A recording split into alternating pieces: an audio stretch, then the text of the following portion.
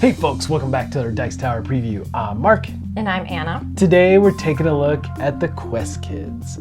The Quest Kids is brought to you by Treasure Falls Games. It's for 2 to 4 players, ages 5 and up, and games range from about 20 minutes to 45 minutes. Right. Well, let's jump into the dungeon and explore what my first dungeon might look like. My Quest Kids is a dungeon crawl experience. And, in some regard, it is considered to be my first dungeon crawl, as it really caters to the younger folks as well as families in general. Very family friendly.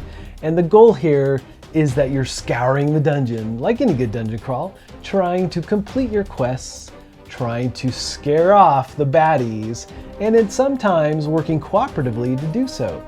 You'll also be finding items and gems and things of that nature. But ultimately, in the end, whoever has the most stars is going to win the game. Okay folks, let's talk about the setup. We have green card tiles, gray card tiles, and red card tiles. The green cards are always good, and they will give you some type of reward. The gray cards will give you better rewards, but they also have some baddies mixed in there. Now the red cards, they have the best rewards.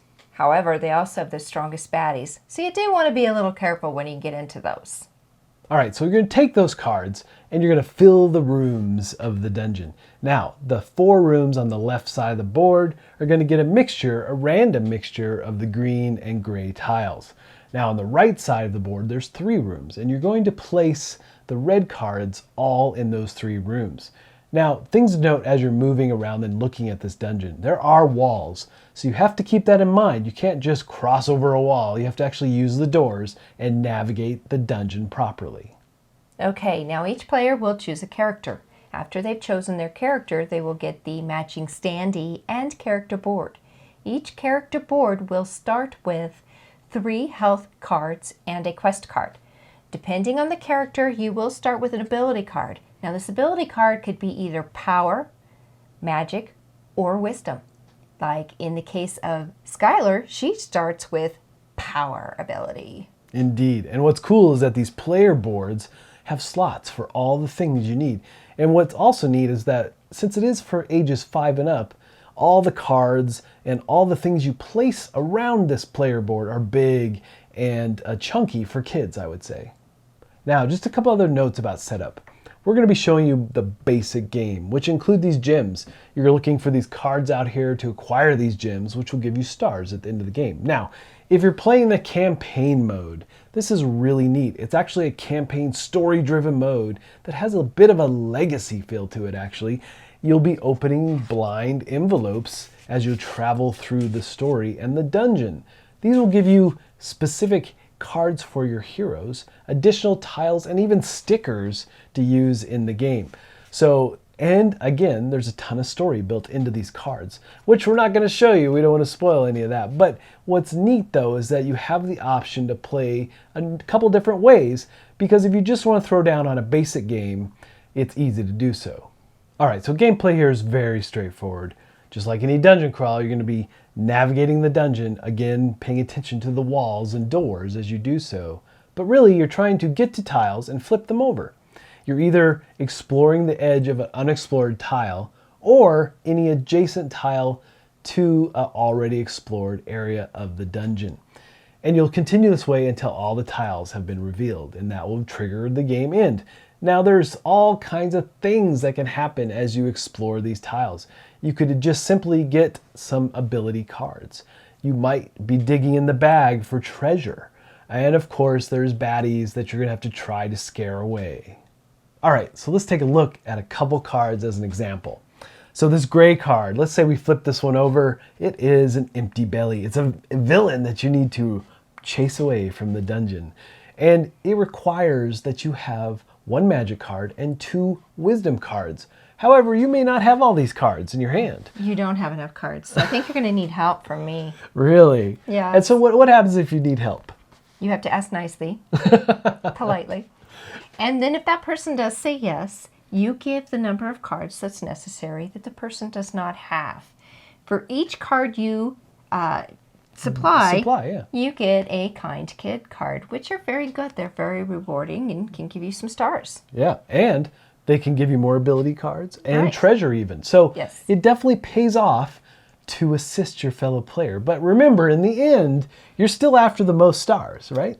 Exactly. But you also want to be nice when you're asking. You don't want to be mean or you might not get that help. Yeah, well, I do like that this game encourages Yes. some cooperation and working amongst the players, especially for a kid's game. I think it really works well. Okay, so let's take a look at another card. We're going to look at the red card, the harder one or the best treasure. And look at this. I find a gem card. You did find a gem card. I found a gem card. And what does that require? That requires, first of all, you need to put your token, your gem on here that matches the color. And then you need these two. In this case, you need power and magic in order to take this. You cannot get help on this one. This is all you. Right. So in this case, if I have the power and the magic here, I keep this and I put it with my board and I get to keep this little card. Notice it's got 3 stars on it. It does. Which will give you power at the end. Now, it's important to note if you can't fulfill the requirements of that card, though, it stays face up. Everyone else might be looking for it on their turn because as you move the dungeon, as you move around the dungeon, I should say, it's important to note that wherever there's open tiles or face down tiles, you can navigate the dungeon like across the entire dungeon length if there's a big open gap. So it's not a movement-based kind of action. Right. You actually move to the next available tile. Okay, not every tile is going to give you stars. Some just give you rewards. In the case of this card, you're going to get 3 ability cards, which are 3 wisdom cards, and you're going to reach in the bag and get a treasure token. Now, the nice thing about these treasure tokens is that they do give stars. However, they may give even more stars if you happen to pull a token with your character's profile on it. And there is some negative in this bag. There are slime tokens, which at the end of the game are going to give you negative stars. All right, now let's take a look at the quest cards. In this case, you'll be working on getting 2 kind kid cards. This also will give you the goal of making sure you're nice to people and helping out. Now, once you have completed your goal, you need to make sure you have announced it. You can only complete 1 quest card per turn. At the end of your turn, you will announce that you've completed that and you get to draw a new quest card. Right, and all these quest cards do various things, right? They're going to give you different star totals. They're going to require that you look for a Tolk gem. You might be looking for certain ability cards to have in your hand. It's just going to be wide and varied. And the thing is that you want to get and move through these quest cards as quick as possible. So one of the key things about this game is there are all kinds of ways to gather stars for point totals at the end of the game. Keep in mind, once the last quest card is drawn, that's it. Yeah. Then the game comes to an end once the last tile has been dealt with. You've either dealt with all the monsters, you've gathered all the rewards, you've dealt with everything that the dungeon can throw at you. Now, one of the big ways to hold on to points and not lose points is your health cards. So as you deal with monsters and you can't deal with a monster, you potentially can lose those health cards. Yes. But again, there's ways to gather and get more health as you travel throughout the dungeon. So it's a big way to get points or star totals as well. And you're going to be gathering star totals for your quest cards and of course for dealing with monsters. And then there's the Tolk gems as well. So there's numerous paths to victory here. And what I thought was interesting was the fact that they've created like a score sheet for kids to actually take and total out those points and actually kind of not only my first dungeon crawl, but perhaps my first score sheet as well. Yes. And whoever has the most stars wins the game. All right, folks, just a reminder once again, this has been a Dice Tower paid preview, and everything you've seen here has been in prototype form. So keep a close eye on the campaign for any changes that still may occur. Now, with that said, I think what's really interesting about this game is the fact that it truly is like an introductory for kids jumping into a dungeon crawl for the first time. You know, it's all brightly colored, the artwork is really nice and beautiful, very engaging for kids indeed. My favorite part was the kind kids that shows each child that they need to be nice and to ask for help when needed. And, you know, to make sure that you're not being selfish, that they can actually ask for help and to be nice and and help that person when needed. Indeed. But folks, ultimately, if this looks like a game that would be of interest to you, I'm sure they'd appreciate your support. So I think that's it from us. Yes. Until next time, we'll see you at the table.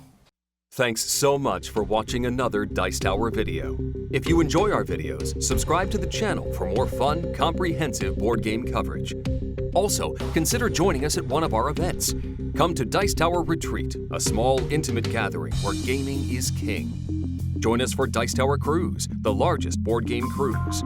Attend Dice Tower West in Las Vegas for gaming fun on the West Coast, or Dice Tower East in Orlando, in sunny Florida.